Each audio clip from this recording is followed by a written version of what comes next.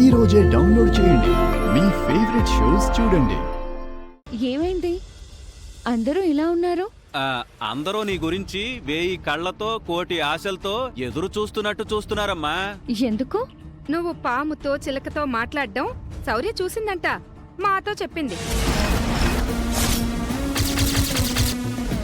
నీ దగ్గర ప్రత్యేకమైన శక్తులేవో ఉన్నాయని మా అందరి అభిప్రాయం.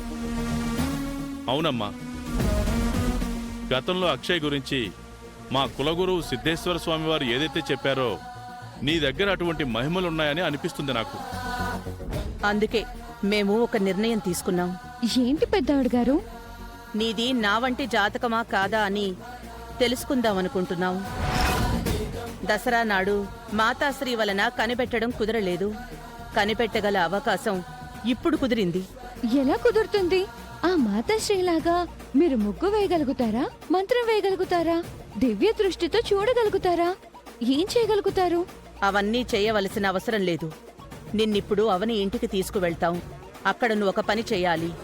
ఏంటది? విగ్రహం ఎత్తాలి. నా వంటి జాతకం గలదానివైతే అమ్మవారిని ఎత్తుకోగలుగుతావు. తీసుకొచ్చి మా ఇంట్లో పెట్టగలుగుతావు. నువ్వలా చేయగలిగితే మా ఇంటికి ఎంతో మేలు చేసిందని అవుతావమ్మా.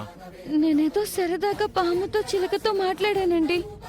అది మీరు సీరియస్ గా తీసుకోకండి.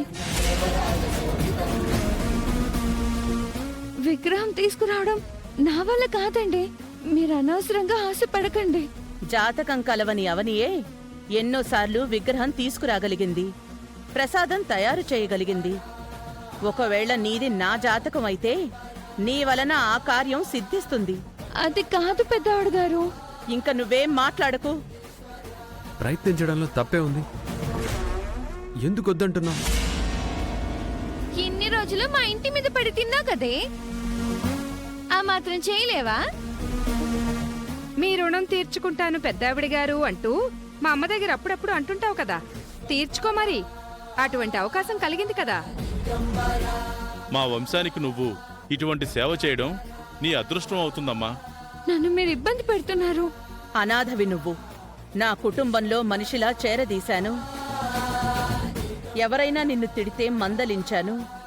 ఎవరైనా నిన్ను ఇంట్లో నుంచి పంపించేయమంటే కుదరదు అన్నాను.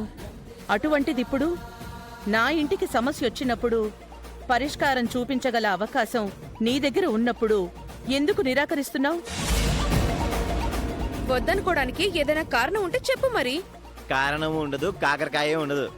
అవనిలా దీని దగ్గర బోల్డ్ అన్ని కళలున్నాయి.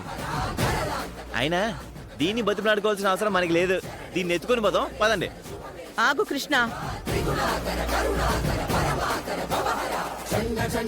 చూడమ్మా, ఆఖరిసారిగా అడుగుతున్నాను, వస్తావా రావా? నేను రానండి. అయితే నా మీద ఒట్టే.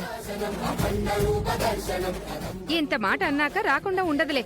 పదండి వెళ్దాం. మీరందరూ ఇక్కడే ఉండండి. నేను మీ నాన్న వెళ్తాం.